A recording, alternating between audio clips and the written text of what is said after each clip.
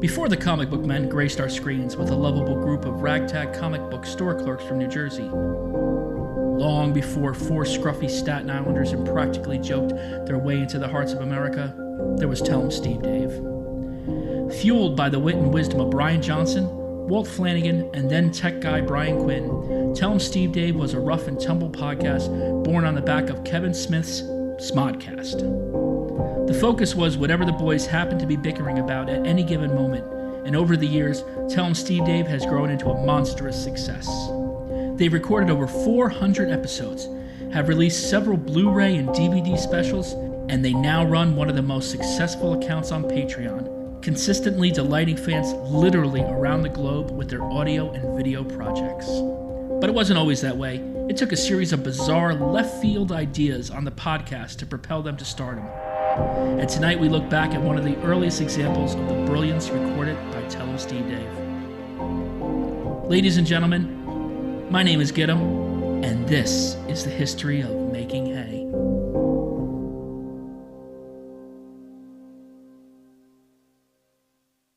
Winter, spring, summer, or fall, Collingswood Flea Market has it all. With over 100 indoor booths and 600 outdoor tables, the market has great food, great stores, great deals, and more. Collingswood is stocked and ready to be your one-stop holiday shop. Open every Friday, Saturday, and Sunday year-round, and open every day till Christmas starting December 19th. Come visit the Bargain Hunter's Paradise. Right on the border, right on the money, Collingswood Auction and Flea Market. In Farmingdale. Hello and welcome to this week's Steve Dave with me, Brian Johnson, Walt Flanagan, Hey. tech guy extraordinaire, Brian Quinn. Hello. And this week we went out on the streets. We left the safety and sanctity of the secret stash and did some investigative journalism. We went out to the Collingswood auction. March 2nd, 1957. A day that will live in infamy for deal hunters and haymakers surrounding Farmingdale, New Jersey for decades to come, and continuing to this day. Local genius entrepreneur Cliff Schneider was the founder of Collingswood Flea Market. The great state of New Jersey had made the decision to expand Route 36, and it had run right through Schneider's original business, Cliff's Keyport Auction. Looking to expand on the farm areas populated in the Garden State, Schneider refocused his efforts on the southern part of the county, where the goats flowed like wine and the farmers ruled the roost. You want to give the address so people of the Collingswood Flea Market, so like people when they come to Jersey, because it's a place that really should be visited when you make the View Askew. I mean, it's not really View Askew related, but everybody does the quick stop and Yeah, I'd say no. I mean, aside from the fact but that it's worth it, and it's not Kevin that has far. gone there. It's not that far from the Jay and Bob's to make that little 20-minute jaunt over there. It's definitely worth it. You busy right now? You're outside today? Yeah. They're doing interviews about the flea market and whatnot. So Cool. Interested? But our thoughts were we would find some eccentric people at the auction. We would talk to them about their flea market experiences, if they had any weird tales, and we thought that they would come across. we thought they would come across in an amusing way. Well, actually, we only went for one guy. The whole what would you call it? The whole thrust of the trip was to talk go to one vendor. particular store. Yeah. It didn't even occur to me we would talk to that many more people aside from him, because I didn't think we were going to do like a whole Collingswood thing almost until we got there. What did you think? I don't know. I thought that we were going to kind of Were talk you smoking to. before you left? Yeah, and during and after. No, not at all. You thought we were just going to talk to this guy? I thought we were going to go directly to him, but when I saw that porno guy, because that's what that's what I did anyway, kind of visually sized up the business and the person to see if they would be interested in talking. And I gotta say, sometimes I was way off. We concentrated mainly on the vendors, but the vendors became so captivating, one right after the next, that you as soon as you walked away from them, you were like, whoa, like, they're real people.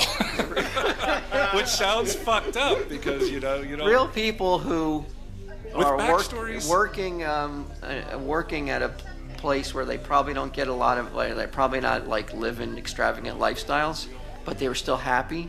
every single one of them was probably way fucking happier than I am or will ever be or ever have been.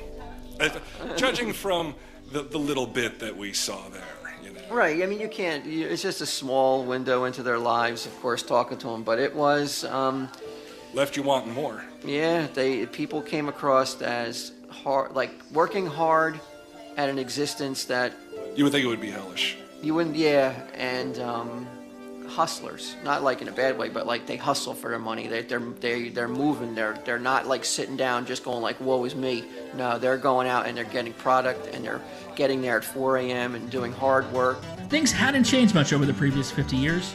The people were different, but the dedication remained the same. Around the birth of Collingswood Flea Market in the late 50s and early 60s, the markets focused on catering to the farms in the area. Cliff Schneider had pictured an oasis of vegetables and the exchange of money, and that oasis had become a reality. Collingswood was a place for the farmers to safely peddle their wares and connect with the community, away from the mean streets of Farmingdale and the surrounding boroughs. It was a safe haven for these backwoods businessmen, and they toiled day and night to bring their produce to the people. But during the 1960s, transformation was afoot, and not even Collingswood was immune to the times a-changin'. Free love was taking over, and that meant more mouths to feed. For Collingswood, this meant that the people of the township needed a place to earn some extra spending money. They begged the question, if a local farmer can sell his vegetables at the market, then why can't I sell my old sneakers or my broken record player? And Collingswood changed into a place where the local folk, not just the farmers, began taking over and selling just about anything they felt like. It's the before and after purchase. All right, what do we got here, boys? We have, well, you don't want to see, hold on. How long did it take you to get that? This? About 2 years. This? About 2 months. Oh, well, I wasn't that answer. If I got one too. How much is this? I'll find out for you. I always thought that I would die from a heart attack because of my weight. I'm starting to think it's going to be a magazine avalanche. And I'm taking Walt with me. It's like a wave paper. It's a tsunami of paper. As a fireman, what's your recommendation? My recommendation is that How many codes are they breaking? he's broken every rule in the book. I can't believe I can't imagine he's paying someone because I can't imagine he's making money. Louder. Suffice to say, it's a violation. But it's everything that that makes a flea market. Yes. Yeah, if this stuff was all neat in racks and shit, we wouldn't be here right now. Yeah. It was here, in these hallowed aisles, that Tell 'em Steve Dave created one of the highest highlights of their ill-begotten podcast. Making Hay is widely regarded as one of the best episodes that TESD has ever produced, and it largely revolves around the boys interviewing Dennis, a magazine store owner who truly embodies the mystical spirit and undeniable will of Collingswood. Yeah, I've been it's probably since 1978. This is the first time I've been to Collingswood, and the magazine guy was there before. There was a big fire here. I don't know if you know that, Tina. Do you know that? And then they rebuilt Collingswood, and the magazine man came back. So he's got to have like the longest tenure here, I would imagine. The very first time I went there when I was a kid was probably 77, 78, and he had an unbelievable selection of comic books and magazines that it was like Christmas going to his booth or whatever you want to call it back in the day. For years, the footage of this historic encounter was thought to be lost to the ages, buried somewhere in this basement of the secret stash, never to be seen again. However, as if God himself decided to intervene, the video was recently recovered. It's been painstakingly restored and combined with the original Making Hay podcast audio. And tonight, new life is given to the most classic Tell 'em Steve Dave segment of all time. So what we're going to do is we'll listen to the interview and then we'll comment, then we'll listen to the interview and we'll comment. Ladies and gentlemen, I am honored and humbled to present to you Dennis's interview from Making Hay. How long has Collingswood been in an auction? Since about 58, I guess, 59. Wow. So, but you've been coming here because this is the place that I've been here before as well, but you came here as a young kid, like 10, right? Yeah, I remember. Dennis has been in your life as long as I have. Really? Seriously? Earlier, because I probably came here before I moved to Before you moved to Highlands? Here with the old building before the fire. Before the fire, yeah. And you used to have... it's coming back. Had a huge booth, 2 sides of the aisle. Comics were on one little room? Adults, and then the other side was all aisles of everything. It was huge. No, We had the fire in 92, September. In 92? Did they ever find out what started it, the fire? They said it was electrical. That's as much as we're going to know. They gave you the reasoning that it was electrical. So you obviously have quite a few burnable products. I lost everything here. Ignitable, everything was gone? Yeah. Insurance? No. Q? No, why? You don't think he had insurance on his business? Oh, that guy? Oh, Dennis? No fucking way. So he lost it with no way to recoup any of it? Yeah, but I don't think it was that big of a loss. I discovered him at another flea market after the fire. That's how his will to sell carried him to other flea markets until they rebuilt Collingswood. His will to not get evicted from his house. It's probably If that store as it was right now burned down, it's not like he's. It wouldn't be that much money. I'm telling you, it's hard to imagine after what you saw. Right. But it wasn't a shoddy looking place. It was like Christmas morning if you were into comic books. Miles of comics for your as far as you could see. That sounds beautiful. How long did it take to rebuild the place after? So this building basically burned down. Then we were back here in November of '93. So about a year. What did you do during that year? I was in the Powell Market on Route 1. Route 9.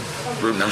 Did I say Route 1? Yeah, Route 9. It was the Great American Flea Market at that time. Yep, I remember. Yeah. Absolutely my favorite moment in this interview, and maybe any of the interviews, is how quickly you fucking school that dude on where the fuck the flea markets are. I love flea markets. If someone said you have to visit a flea market a day or you're gonna die, I would be fine with that. That would be a great life. I'd be like, how can it get better than this? Wow. It's like a gypsy curse. That's about like thinner. Flea market.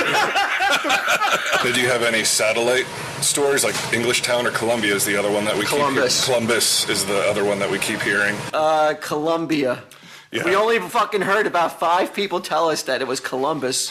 Imagine but that. But fucking head fucking reporter can't remember the fucking names of the 3 big flea markets. In less than 20 seconds, first you look. If you're schooling Dennis, how can you not be schooling me? You're like starstruck, Walt. I haven't seen you like this. This is a meeting like over 30 years in the making. Dennis, a customer and merchant coming together, and now that you've gone on to become a merchant yourself. At 10, you would never know that you would not necessarily be in competition with Dennis, but Walter manages a comic book store. Oh, okay. Great. So, do you come here and buy stock for the store ever? Have you ever done that? Yeah, sometimes. Because you've told me that this is a great place for hard to find. Yeah, you stuff. got so much stuff. Yeah, it's hard to go through it all. There's so much product. Yeah. No reading. Do you find a lot? I mean, I can imagine that's a problem because there is so much stuff to look at. A lot of people think it's a library. Right. And it's not. Were you one of those guys when you were young? No. You strike me as you're a purchaser. I'm not a reader. I buy. Yeah, in fact, you just bought something. A magazine about the Lennon sisters, which... Lawrence Welk magazine. Yeah. Oh, Lawrence Welk. It's an oldie but goodie. It's original, too. Yeah. Now, Dennis, do you have any idea of what you have here? If somebody came and they said, "Hey, I'm looking for this," because this looks like it. Really? Because I'm the only one that puts the stuff. So the inventory's in your mind. Yeah, I got you. At least 90%, 95%, I know. You could point out. Where do you get the inventory from? Different places I buy. Different distributors? Yeah. Like the brand new stuff, I have places I get it from, and then my back issues I have stored away. So. What's like I know there's a lot of different. There's a million different genres of magazines. What's like one of the most oddball magazines? Like there's Cat Fancy. Yeah, Dog Fancy, Cat Fancy. Well, that's the kind of stuff you could find at the supermarket. There has to. I mean, that doesn't strike me as being the most obscure title Dennis has. I mean, the older stuff is cool though, like the Monster magazine. Yeah, the older Monsters. Do you sell any of that stuff on eBay? my son and daughter.